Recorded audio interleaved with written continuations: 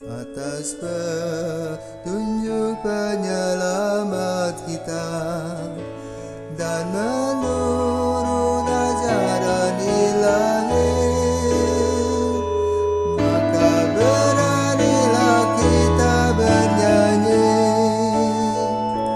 Bapa kami yang ada di surga, dimuliakanlah namamu. Saudara-saudara terkasih, selamat pagi. Salam jumpa lagi dalam Sabda Siap Saji hari Minggu, Hari Raya Penampakan Tuhan, Hari Anak Misioner Sedunia. Marilah kita berdoa dalam nama Bapa, Putra, dan Roh Kudus. Amin.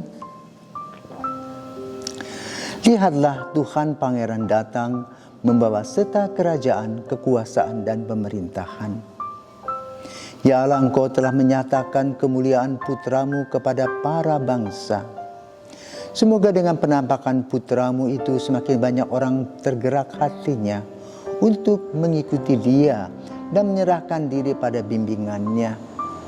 Dengan demikian semakin banyak pula orang yang mengimani Engkau melalui Tuhan kami Yesus Kristus Putramu yang hidup dan berkuasa kini dan sepanjang masa.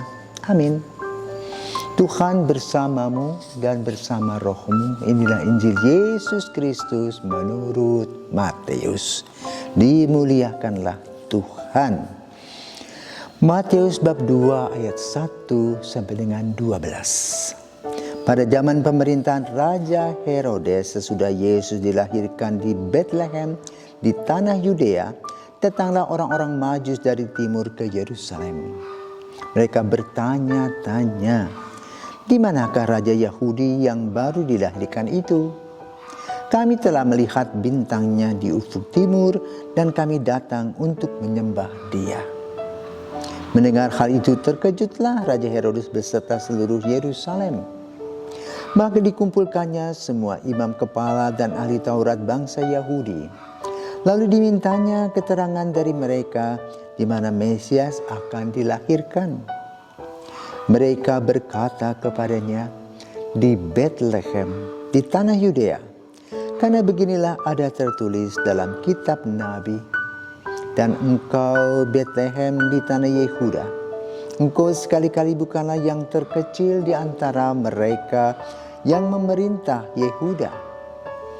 Karena daripadamulah akan bangkit seorang pemimpin yang akan menggembalakan umatku Israel. Lalu dengan diam-diam Herodes memanggil orang-orang Majus itu dan dengan teliti bertanya kepada mereka kapan bintang itu tampak. Kemudian ia menyuruh mereka ke Bethlehem, katanya, pergilah dan selidikilah dengan seksama hal ikhwal anak itu. Dan segera sesudah kamu menemukan dia, kabarkanlah kepadaku, supaya aku pun datang menyembah dia. Setelah mendengar kata-kata Raja Herodes, berangkatlah para Majus itu, dan lihatlah bintang yang mereka lihat di timur itu mendahului mereka hingga tiba dan berhenti di atas tempat di mana anak itu berada. Melihat bintang itu sangat bersukacitalah mereka. Maka masuklah mereka ke dalam rumah itu dan melihat anak itu bersama Maria ibunya. Lalu mereka sujud menyembah Dia. Mereka pun membuka tempat harta bendanya dan mempersembahkan persembahan kepada anak itu, yaitu emas, kemenyan, dan mur. Kemudian, karena diperingatkan dalam mimpi supaya jangan kembali kepada Herodes, mereka pun pulang ke negerinya lewat jalan lain. Demikianlah sabda Tuhan, terpujilah Kristus. Hari Raya Penampakan Tuhan. Kita sebagai bayi juga termasuk yang menggemaskan. Maka kalau kita melihat atau bertemu dengan bayi-bayi kecil, dengan berbagai warna-warni kulit. Ada putih, ada yang coklat, ada yang merah, ada yang hitam, ada yang kuning. Semua itu menggemaskan. Apalagi kalau mereka tuh tembem pipinya. Nah, Yesus ini rupa-rupanya menjadi pembicaraan dari desa ke desa, dari kampung ke kampung. Kenapa? Rupanya senyumnya menawan, pipinya yang montok, ya, dan juga aktivitasnya sebagai seorang bayi. Penampakan yang pertama, undangan yang pertama Yesus adalah kepada para gembala di padang Efrata. Namun kemudian ada sebuah bintang khusus.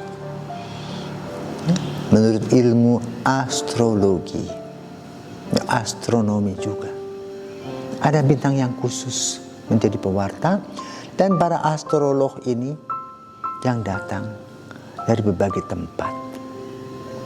Dan yang unik adalah mereka berjumpa di dalam kerajaan Herodes. Mereka tidak tahu, karena mereka melihat bintang dan mereka mengikuti arah bintang tadi. Sama toh kalau kita pagi-pagi kita melihat Stella Maris, ya, bintang kejora. Pagi hari itu ada tanda-tanda. Para geraja kecil ini datang. Baltasar, Gaspar, dan Melkior. Mereka bertemu di rumah Herodes. Mereka berbincang-bincang. Tiga raja ini adalah raja yang polos dan tulus hati. Maka mereka punya jalan diluruskan oleh Tuhan. Dalam pembicaraan, ketika mereka berjumpa dengan Herodes, Herodes menggunakan model politik. Dia katakan apa? Nanti kalau kalian sudah bertemu dengan raja kecil itu, tolong sampaikan kepadaku, aku juga ingin menyembah dia. Dalam hati, awas kowe. Ya, maka tidak beres hatinya bengkok. Karena itu Herodes tidak bertemu dengan Yesus pada saat dia masih bayi. Mereka nanti pada saat Yesus mau disalibkan. Hari ini kita merayakan hari raya penampakan Tuhan. Yang mengejutkan adalah para raja tadi bisa melihat tanda-tanda. Kita pun sama. Harusnya kita mempunyai mata yang bijaksana, yang bisa melihat tanda-tanda. Dan tanda-tanda itu dimulai dengan suara hati. Dengan pertanyaan, apakah aku jujur, tulus, dan polos dalam melaksanakan tugas, atau aku ini berakal, mencari keuntungan pribadi. Dengan akibat apa? Kalau kita dengan tulus dan polos, apapun yang kita kerjakan pasti diberkati Tuhan. Dan kita merasa hidup kita rasanya enteng, enak. Seperti para raja kecil tadi, Baltasar, Gaspar, Melkior sudah bertemu dengan Yesusnya puas. Dan mereka pulang dengan sukacita. Namun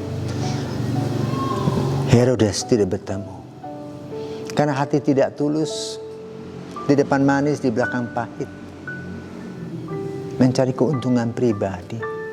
Tidak bisa hadir dalam kompetisi. Apa yang ada di kepalanya? Pikiran jahat. Maka kalau kita melanjutkan Injil, terjadilah pemotongan atau pembunuhan martir kecil-kecil itu. Karena kemarahan dari Herodes. Maka kalau kita kemerungsung, kalau kita memang pikiran jahat, Tuhan tidak memberkati.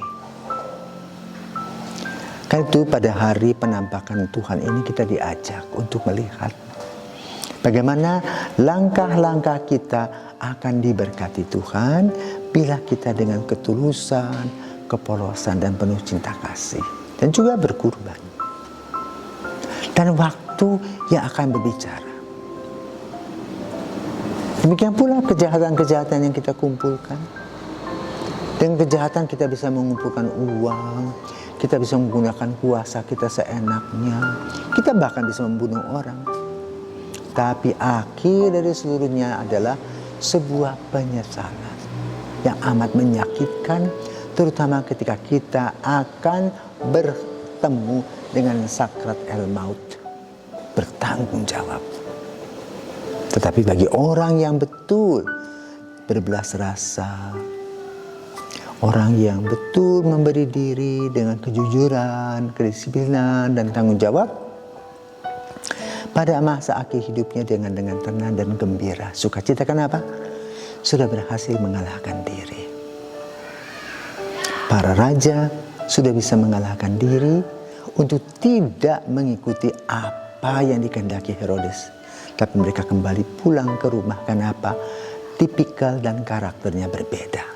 Maka ke dalam dunia pekerjaan pun juga, kalau ada dua karakter yang berbeda, kita tidak bisa cocok. Tetapi kalau mempunyai karakter yang sama dan mirip, maka kita bisa berjalan bersama-sama. Demikian pula dalam kehidupan keluarga. Suami istri yang tidak mempunyai karakter yang sama, tidak bisa berjalan bersama, tiap hari ribut. Kenapa? Berbeda visi dan misi. Tiga raja tidak kenal. Tak kenal. Tapi mereka dengan berkat Yesus, mereka saling berkenalan dan mendapatkan berkat-berkat. Maka lalu apa yang dibuat oleh mereka? Mereka mempersembahkan emas, dupa, dan mur. Artinya persembahan diri. Mari saudaraku terkasih, kita pun juga di awal tahun 2022 kita belajar untuk merancang, membuat program dan minta kepada Tuhan berkat-berkat-Nya agar program dan planning kita ini senantiasa diberkati Tuhan, terutama hidup kita. Selamat berjuang dan Tuhan senantiasa memberkati.